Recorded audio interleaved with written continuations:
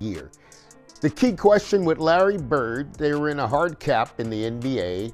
And when you look at this and bringing it back home, Adam Silver, Asia Wilson, Angel Reese, Breanna Stewart, who are the superstars of the WNBA, but especially for Caitlin because she has such brand marketing deals, probably averaging $30 to $50 million a year.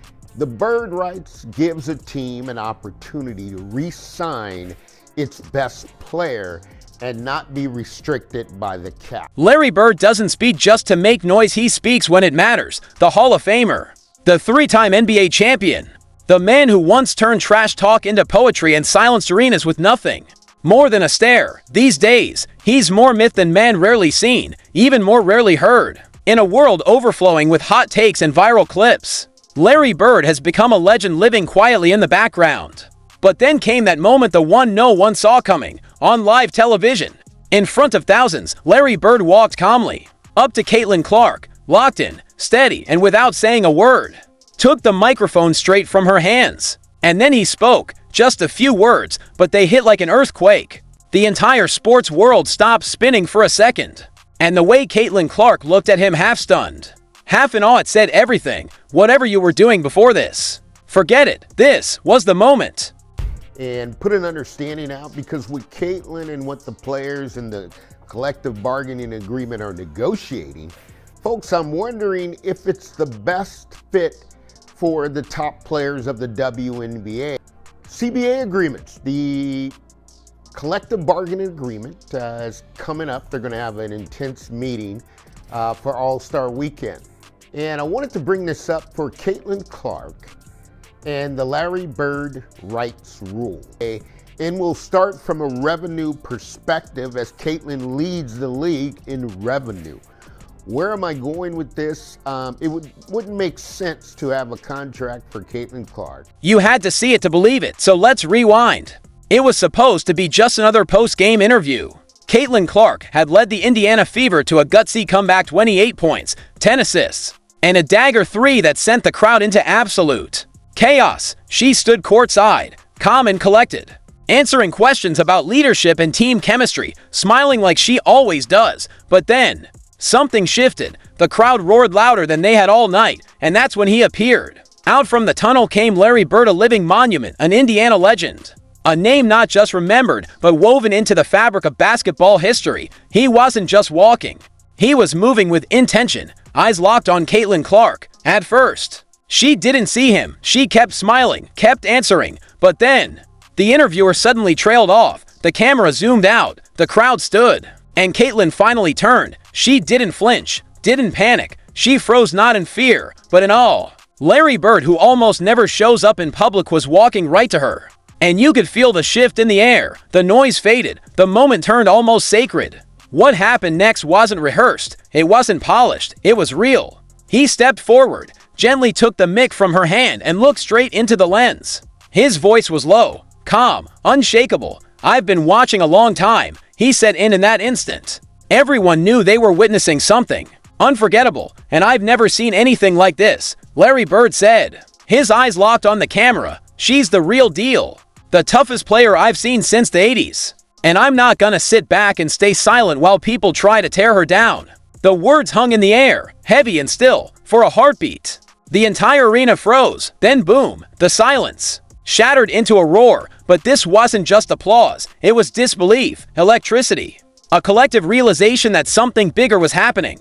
Larry Bird wasn't just complimenting her game, he was planting a flag. This wasn't flattery. It was a statement, a defense, a warning. He wasn't stepping into the spotlight for himself. He was stepping into the fire for her, for Caitlin Clark, the rookie who's been booed in her own country, fouled harder than most, criticized louder than she's been celebrated, doubted from day one, and still, she showed up.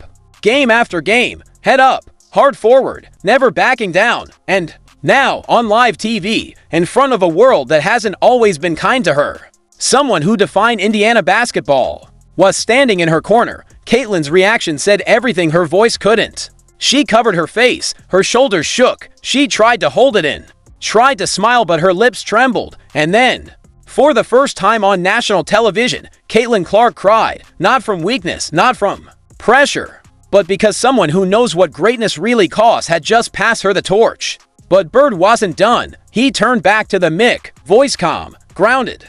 "She doesn't need protection," he said, "but she damn sure deserves respect. And if you can't give her that, then you're not watching the game. You're watching your own insecurities." Boom. No filters, no softened language, just raw, uncut Larry Bird, sharp, honest, unforgettable. He handed the mic back to Caitlin. She wiped her tears, nodded, still trying to collect herself. The interviewer didn't say a word, he just stepped aside. Because in that moment, without a script, without a slogan, without a highlight reel, something real happened, something bigger than basketball. Caitlin Clark has faced pressure like no other rookie in WNBA history. From the very first time she stepped on a professional court, the spotlight didn't just follow her, it scorched her. Every pass dissected, every word replayed, every hit she took ignored, and every foul she committed turned into breaking news. She wasn't just a rising star, she became a lightning rod, a symbol of where the league was going, while still being dragged through where it had been, and still, she never cracked. She never folded. Larry Bird saw that, and unlike the endless stream of pundits who watch without truly seeing, Bird understood it. Because he knows what it means to be hated for being great. He knows how it feels to walk into hostile arenas and shut them down with a jumper. He knows how confidence can be misread as arrogance, how being the best can make people love the game but hate you. In Caitlin, he didn't just see potential, he saw himself, a kindred spirit. A hooper who plays to win, speaks with conviction, and refuses to shrink herself to make others more comfortable. That moment, Bird's public stand beside Clark was more than emotional, it was calculated, strategic. A message to the basketball world, she's not alone. In an era of polished soundbites and filtered personalities, Caitlin Clark has stayed unapologetically real, and that authenticity, it's made her a target. She's been called overrated, accused of stealing the spotlight, labeled as the cocky, too white, too privileged, too loud depending on who you ask. But Larry Bird, he doesn't care about any of that. He never has. He cares about one thing, hoopers. And Caitlin Clark is a hooper. That was his message, unmistakable, simple, and searing. She belongs. She's one of us. And if you can't see that, then maybe you've never really understood the game. Within minutes of the broadcast, the internet exploded. Larry Bird and Caitlin Clark were trending across every platform. Former NBA stars spoke up. Hall of Famers tweeted. The basketball world listened. Bird doesn't speak for clout. One post read, "If he said that, then she's the truth." Another simply said, "This is the moment the WNBA grows up." And just like that, even Caitlin Clark's harshest critics went silent. Because when Larry Legend talks, you don't argue, you listen. The league got the message fast. Within hours, the WNBA dropped the full, unedited video across every platform, no filters, no edits, no corporate polish. By sunrise, it had over 20 million views. Sponsors called. The Fever sold out 5 straight home games. Nike launched a Legend X rookie jersey collab, Clark's number on the front, Bird's signature across the back, sold out in 4 minutes. But more powerful than the merch was the mood. The conversation shifted overnight. The jabs stopped. The think pieces paused. Not because Clark clapped back, but because Larry Bird did. And when he did, it wasn't noise. It was truth backed by legacy. That moment wasn't a viral clip, it was a cultural reset.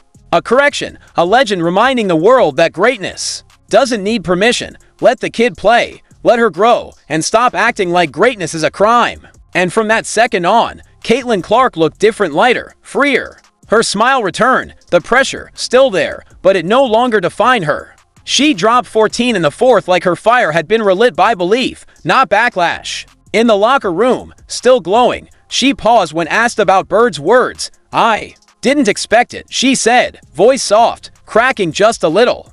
"But if Larry Bird thinks I belong, then I'm done doubting myself." That line, tattoo it in gold. Because Caitlin Clark isn't just breaking records, she's breaking barriers. She's not asking for favors, she's asking for fairness. And finally, someone with the gravitas to shake the ground made the world stop and see her. Bird didn't plan it, he didn't need to.